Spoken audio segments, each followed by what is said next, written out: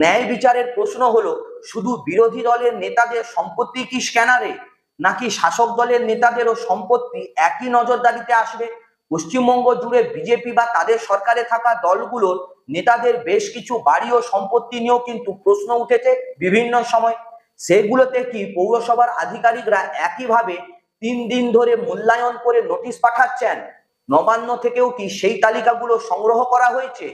এই প্রশ্নের উত্তর কিন্তু এখনো পাওয়া যায়নি, এবং এই উত্তরটাই নির্ধারণ করবে যে রাজ্যে আইনের শাসন প্রতিষ্ঠিত হচ্ছে নাকি ক্ষমতার অদল বদলে শুধুমাত্র নির্যাতনের শিকার বদলাচ্ছে। প্রশ্নটা হলো, শুধুই কি বিরোধী দলগুলোর জন্যই এই তদন্ত, এই নোটিশ, এই আলটিমেটাম, নাকি শাসক দলের কোনো নেতার বাড়িতেও যদি বেআইনি নির্মাণ থাকে তাহলে কি একই কলকাতা পৌরসভা একই ধারায় নোটিশ পাঠাবে? নমস্কার, জনতার দর্পণ ইউটিউব চ্যানেলে আপনাদের সকলকে স্বাগত। আজকে আমরা যে বিষয়টা নিয়ে কথা বলবো সেটা শুধু একটা পৌরসভার নোটিশের গল্প নয়, এটা একটা রাজনৈতিক ভূমিকম্পের গল্প, এটা একটা সাম্রাজ্যের পতন শুরুর গল্প, অথবা রাজনৈতিক প্রতিহিংসার গল্প। আপনারাই বিচার করবেন। রাজ্যে ক্ষমতায় পালা বদলের পর থেকে একের পর এক ঘটনা কিন্তু ঘটে যাচ্ছে, কিন্তু গত 48 ঘন্টায় যা ঘটলো তা কিন্তু এক কথায় একেবারে নজিরবিহীন। তৃণমূল কংগ্রেসের সর্বভারতীয় সাধারণ সম্পাদক, ডায়মন্ড হারবারের সাংসদ এবং প্রাক্তন মুখ্যমন্ত্রী মমতা বন্দ্যোপাধ্যায়ের ভাইপো অভিষেক বন্দ্যোপাধ্যায়কে কলকাতা পৌরসভা আনুষ্ঠানিকভাবে নোটিশ পাঠিয়েছে। শুধু তাই নয়, তার সংস্থা লিপস অ্যান্ড বাউন্সের সাথে যুক্ত 17টি সম্পত্তিতে নোটিশ গেছে।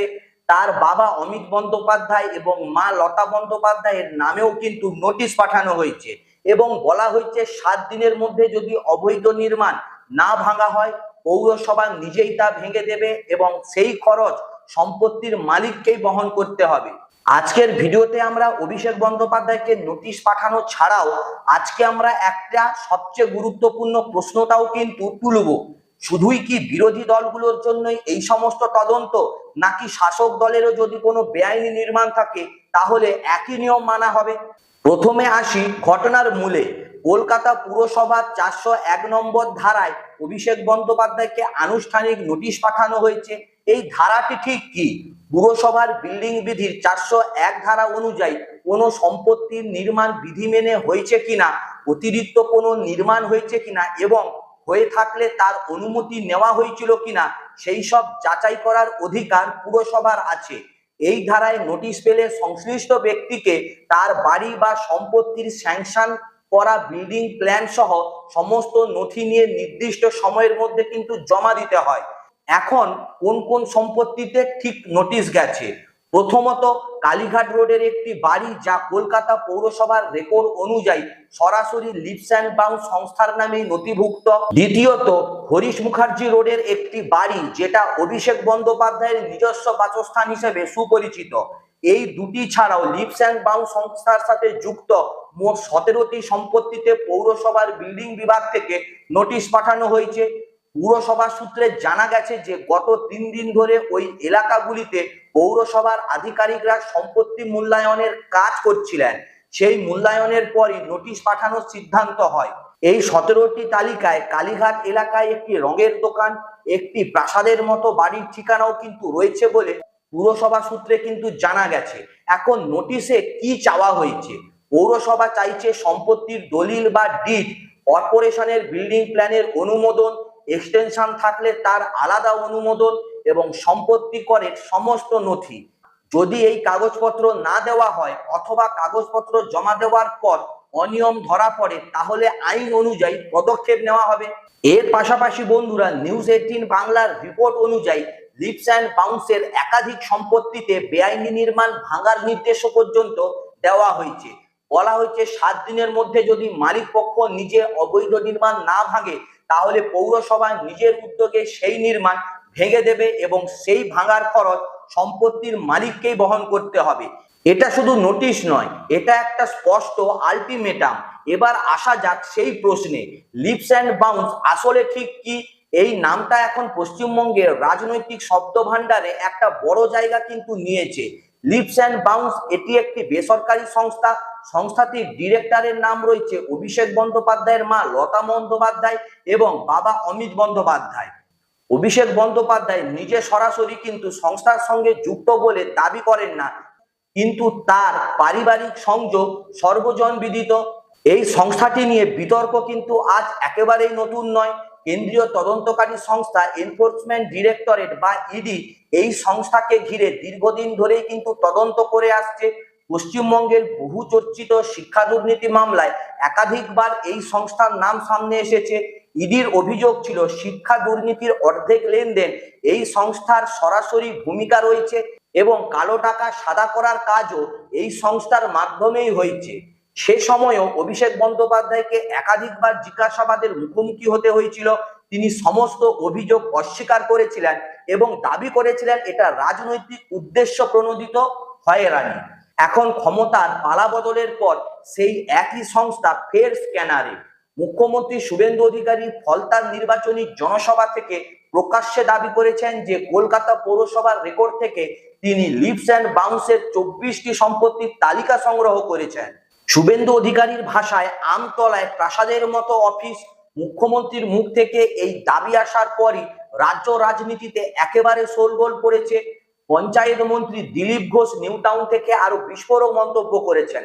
তার দাবি টাকা নিয়ে এইসব বাড়ি ও সম্পত্তি তৈরি করা হয়েছে, এখন আইনিভাবে হিসাব বুঝে নেওয়ার পালা।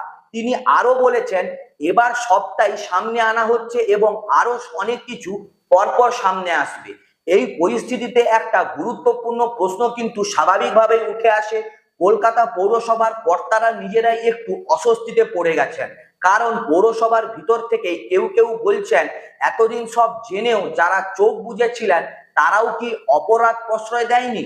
এই প্রশ্নটা কিন্তু খুবই গুরুত্বপূর্ণ এবং এই প্রশ্নটাই আমাদের আজকের সবচেয়ে বড় আলোচনার দরজা খুলে দেয়। শুধু পৌরসভার নোটিশ নয়, অভিষেক বন্দ্যোপাধ্যায় একই সঙ্গে আরো একটি বড় আইনি চাপের মুখে রয়েছেন।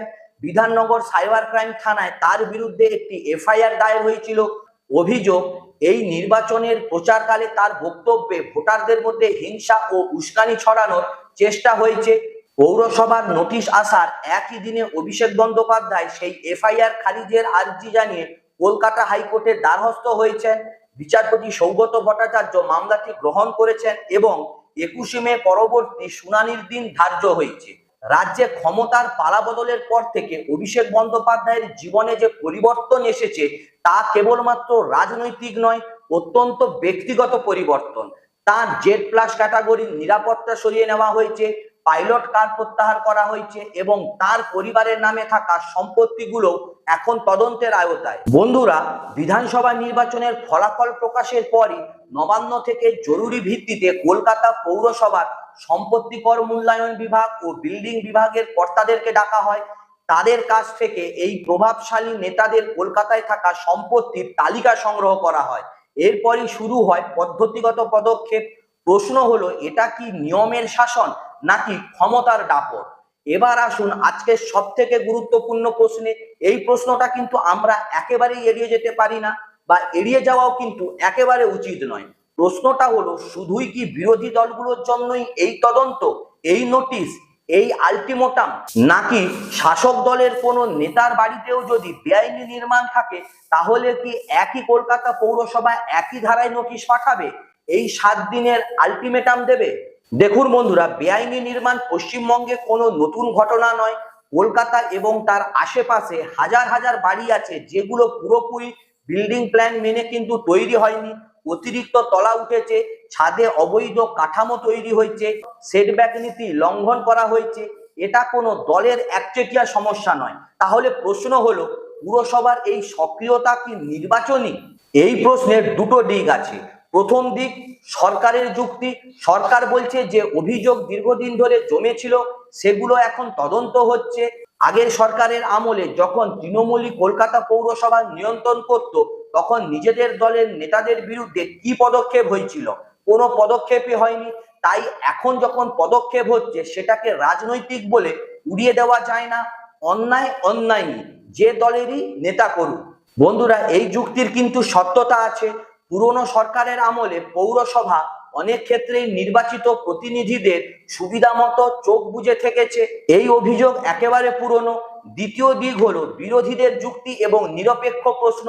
কিন্তু ন্যায় বিচারের প্রশ্ন হলো, শুধু বিরোধী দলের নেতাদের সম্পত্তি কি স্ক্যানারে, নাকি শাসক দলের নেতাদেরও সম্পত্তি একই নজরদারিতে আসবে? পশ্চিমবঙ্গ জুড়ে বিজেপি বা তাদের সরকারে থাকা দলগুলোর নেতাদের বেশ কিছু বাড়ি ও সম্পত্তি নিয়েও কিন্তু প্রশ্ন উঠেছে বিভিন্ন সময়। সেগুলোতে কি পৌরসভার আধিকারিকরা একইভাবে 3 দিন ধরে মূল্যায়ন করে নোটিশ পাঠাচ্ছেন? নবান্ন থেকেও কি সেই তালিকাগুলো সংগ্রহ করা হয়েছে? এই প্রশ্নের উত্তর কিন্তু এখনো পাওয়া যায়নি, এবং এই উত্তরটাই নির্ধারণ করবে যে রাজ্যে আইনের শাসন প্রতিষ্ঠিত হচ্ছে নাকি ক্ষমতার অদল বদলে শুধুমাত্র নির্যাতনের শিকার বদলাচ্ছে। ভারতের সংবিধান এবং পৌরসভার আইন কিন্তু খুব স্পষ্ট। বেআইনি নির্মাণ যদি অপরাধ হয় তাহলে সেটা দলমত নির্বিশেষে সবার জন্য সমানভাবে প্রযোজ্য। কলকাতা মিউনিসিপ্যাল কর্পোরেশনের অ্যাক্টের কোথাও লেখা নেই যে এই আইন শুধু তৃণমূল কংগ্রেসের সদস্যদের জন্য প্রযোজ্য। তাহলে প্রশাসনের কর্তৃত্ব হতে হবে সার্বজনীন। আরেকটা বিষয়, ইতিহাস সাক্ষী, যখন কোনো নতুন সরকার আসে তখনই পুরনো শাসক দলের নেতাদের বিরুদ্ধে তদন্ত শুরু হয়।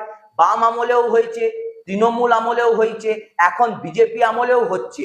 কিন্তু এই চক্র যদি ভাঙতে হয় তাহলে তদন্তকে রাজনৈতিক রং থেকে মুক্ত করতে হবে।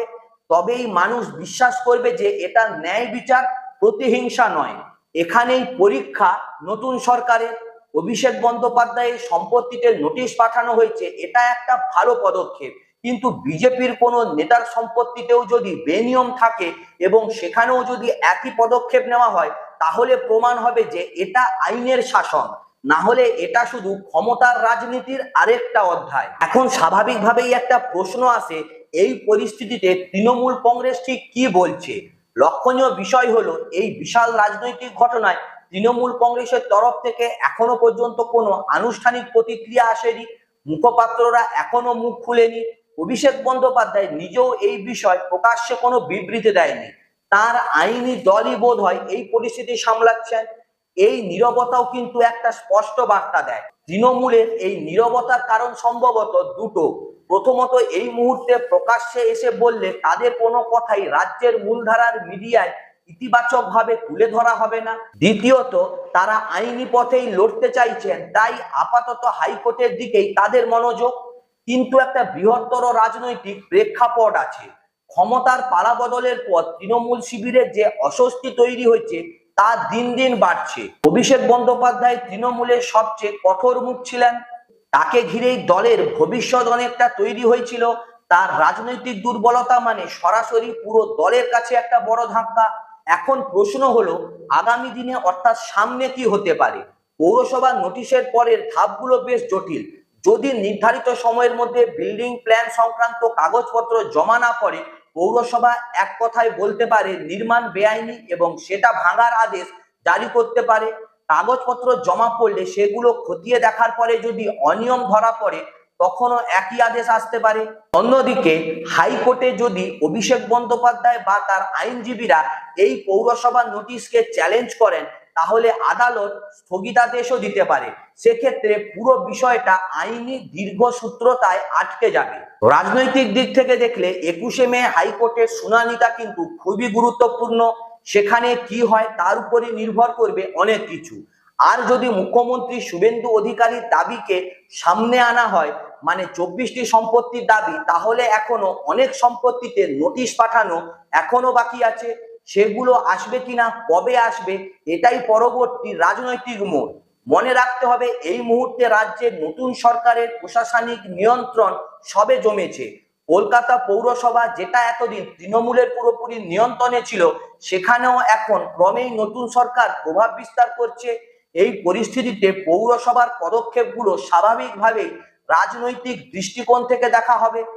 আজকের পর্ব শেষ করার আগে আমরা আমাদের 3টে প্রশ্ন করতে চাই। কমেন্টে আপনারা অবশ্যই লিখবেন।